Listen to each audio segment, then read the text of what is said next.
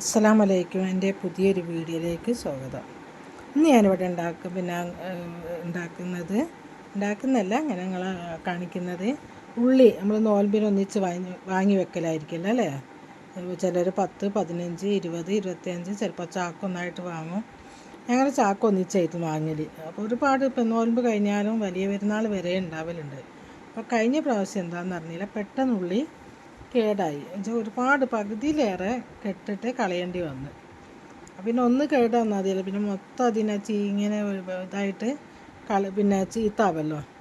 അപ്പോൾ ഞാൻ കരുതി ഇങ്ങനെ കുറച്ച് കട്ട് ചെയ്തിട്ട് നമുക്ക് ഓയിലിൽ ഇങ്ങനെ വറുത്ത് ഫ്രിഡ്ജിൽ വെച്ചാൽ മതിയല്ലോ. നമുക്ക് എന്താവശ്യത്തിന് ഇപ്പോൾ ബിരിയാണിക്കാണെങ്കിലും നെയ്ച്ചോറിനാണെങ്കിലും പലഹാരങ്ങൾ ഉണ്ടാക്കുകയാണെങ്കിലും എന്ത് കാര്യത്തിന് എന്തിനു വേണമെങ്കിലും ഈ ഉള്ളി നമുക്ക് എടുക്കാം. നമുക്ക് അന്നേരം ഉള്ളി എടുത്ത് കട്ട് ചെയ്യാനോ വറവിടാനോ വറുക്കാനോ ഒന്നും നിൽക്കേണ്ട കാര്യമില്ലല്ലോ. ഇപ്പോൾ നോൽമ്പല്ലേ, എന്തായാലും ഒരുപാട് ജോലി ഉണ്ടാവും നോൽമ്പിൻ്റെ ഇതിനൊക്കെ.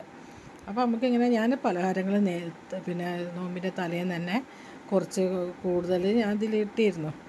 പലഹാരങ്ങളൊക്കെ ഉണ്ടാക്കി വെക്കലാണ് കേട്ടോ. പക്ഷെ പിന്നെ ഇതെന്താണെന്നോ വാടി കിട്ടാൻ ഒരുപാട് സമയം എടുത്തേക്കുന്നത്, ഒരുപാട് സമയം എടുത്തേക്കുന്നത്. ഞാൻ നല്ല സമയം എടുത്തേക്കുന്നത് ഒരു നൃത്തം തന്നെയായിരുന്നു. അപ്പോൾ ഓയിലാണ് വറുത്തത്. ഓയിൽ വറുത്താൽ മതി, അതാണ് നല്ലത്. നിങ്ങൾക്ക് എന്നിട്ട് വറുത്തിട്ട് അന്നത്തെ ദിവസം പുറത്ത് വെച്ചിട്ട് പിറ്റേന്ന് ഒരു ടിന്നിലാക്കിയാണ് ഫ്രിഡ്ജിലേക്ക് വെച്ചാൽ മതി. കുറേ കാലം വരെ ഒരു കേടും പറ്റാതെ ഇങ്ങനെ തന്നെ ഇരിക്കും. വളരെ ഈസിയാണ്. നമുക്ക് വീട്ടമ്മമാർക്കൊക്കെ സുഖമാണ്. ജോലി ഭാരം കുറയും. എന്താവശ്യം ബിരിയാണി ഉണ്ടാക്കുകയാണെങ്കിലും നെയ്ച്ചോറ് ഉണ്ടാക്കുകയാണെങ്കിലും പലഹാരം ഉണ്ടാക്കുകയാണെങ്കിലും എല്ലാത്തിനും സുഖമാണ്. വളരെ സിമ്പിളാണ്. ഒന്നില്ല, കട്ട് ചെയ്ത് വറുക്കണം എന്നുള്ള സമയം മാത്രമേ ഉള്ളൂ. അല്ലാതെ നമുക്ക് ഈ സുഖമാണല്ലോ, പണി കുറഞ്ഞ് കിട്ടല്ലോ.